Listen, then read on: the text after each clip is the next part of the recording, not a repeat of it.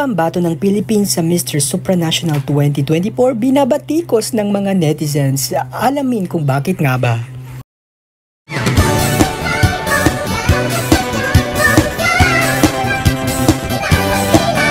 Mag-subscribe ka na! Pinag-uusapan ngayon ng mga pageant lover ang pambato ng Pilipinas sa Mr. Supranational 2024 na si Brandon Espiritu na kasalukuyang ginaganap ngayon ang annual pageant sa bansang Poland. Nagsimula ito nung magpakilala ang mga kandidato ng Mr. Supranational 2024 sa kanilang press presentation and welcome ceremony. Nung si Brandon Espiritu na nga ang nagpakilala ay bukang bibig at proud na kanyang sinabi na lumaki ito sa Guam at di niya nga ito na highlight sa kanyang pagpapakilala ang bansang Pilipinas. Kaya maraming mga netizens ang bumatiko sa kanya. Narito ang mga ilang komento ng mga netizens kay Brandon Espiritu na pambato ng Pilipinas sa Mr. Supranational 2024.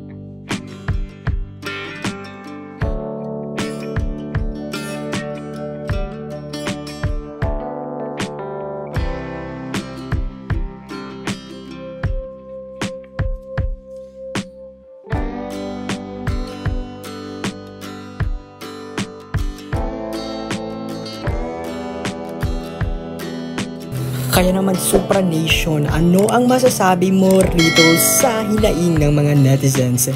Mag-komento ka na, mag-subscribe ka na rin para sa more updates.